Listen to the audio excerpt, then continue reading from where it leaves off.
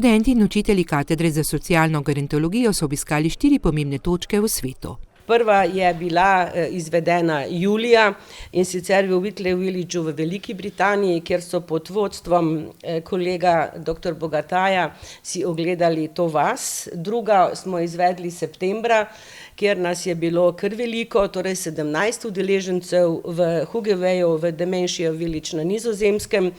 Tretja je bila v organizaciji Ciudad Patricia v Španiji, kjer je v času svoje Erasmus plus izmenjave bila naša doktorska študentka in asistentka gospa Suzana Mežnarič-Novosel.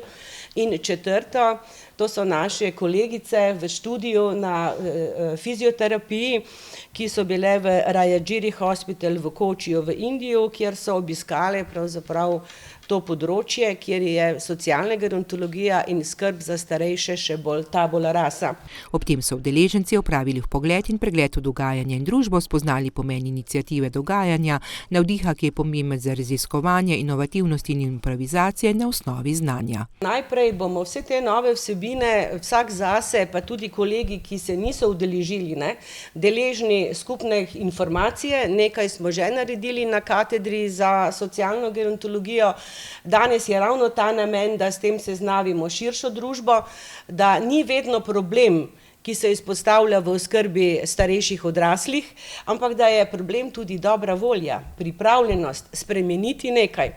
In če zdaj ženske prevzemamo, to je bolj v šali kot zares, oblast v slovenski državi, ko pravijo, da smo bolj mehke od moških, moramo reči, da smo se soočili tudi s tem, da temu ni tako. Da spol v oskrbi starejšega ni tako zelo pomemben, čeprav je v Sloveniji še vedno situacija, da je večina zaposlenih bodisi v zdravstveni negi, v socialni gerontologiji in sploh v oskrbi starejših za strani žensk. Sicer pa so se lotili iskanja rešitev projekti zasnove pametnih vasi za starejše. ARSov projekt je hierarhična zasnova in financiranje socialne infrastrukture pametnih srebrnih vasi, in iz katerega bodo tudi konkretne rešitve za slovenski prostor prišle.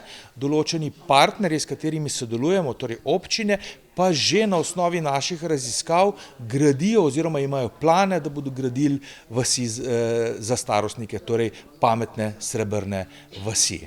V tujini so odkrili, da so take vasi primerljive z domovi za starejše, a s pomembnimi razlikami. Pravno formalno enako, torej financiranje je enako zagotovljeno, oskrba je enako zagotovljena, vendar grajen prostor izgleda popolnoma drugače in osebje je ima popolnoma drugačen pristop. To je tako imenovan pristop v skupnosti, kjer namesto doma za starejše občane medicinskega tipa imajo sosesko. Na Nizozemskem so podrli dom starejših občanov, zgradili sosesko, v kateri imajo posamezniki občutek, da še zmeraj živijo v soseski. Imajo organizirano v obliko gospodinjskih skupnosti, kjer je vsaka gospodinjska skupnost ima 7 članov in ena gospodinja skrbi za teh 7 članov in potem namesto skladišča opreme imajo trgovino, torej prostor, ki izgleda kot trgovina, kjer vsak dan enega od oskrbovancev gospodinja vzame s sabo z vozičkom, tako kot pri nas v shopping centru, in grejo in naberejo iz polic. In torej ima oskrbovanec občutek, kot da živi v soseski in je šel v trgovino nakupovati. Ljudje so zadovoljni s tem tipom oskrbe, učinki pa so dobri, pravi za vas v Angliji. Vas je bila ustanovljena v obliki zapuščine enega industrialca leta 1914. Prva stanovalka se je vselila leta 1917 in aktuarji iz Kesn Business Schoola so leta 2017 naredili 100-letno analizo pričakovanega trajanja življenja oziroma so primerjali smrtnost v tej vasi z smrtnostjo v splošnem okolju. Kaj so ugotovili? Da je bila smrtnost bistveno nižja oziroma pričakovana pričakovano trajanje življenja žensk stanovalk bistveno višje kot v družinskem okolju. V 60 letih je bilo to pričakovano trajanje življenja za 4,9 let daljše kot v splošnem družinskem okolju. Moramo pa gledati, da so to socialno šibki. V Angliji je razlika v pričakovanem trajanju življenja spodnjih 20% po dohodku v primerjavi z zgornjimi 20% po dohodku 8 let. Torej, kaj lahko ugotovimo iz tega?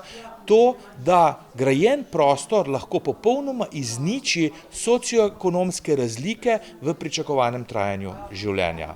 Ugotovili so še, da je verjetnost padca v takem okolju bistveno nižja kot v družinskem okolju. To je zaradi tega, ker to okolje nima ovir grajenega prostora in so študije pokazala, da teh 500 000 ljudi, ko v Angliji živijo v varovanih stanovanjih, prihrani nacionalnem zdravstvenem sistemu 500 milijarde funtov na leto.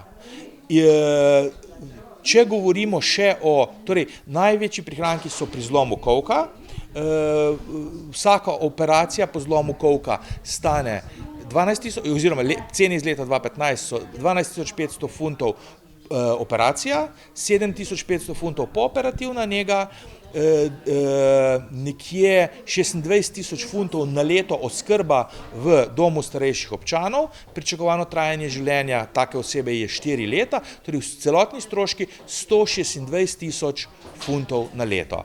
Amortizacija grajenega prostora pa je okrog 50 € na leto, te tako, da ne gre samo za dvig kakovosti življenja starejših, ampak tudi za velike prihranke v nacionalnem zdravstvu.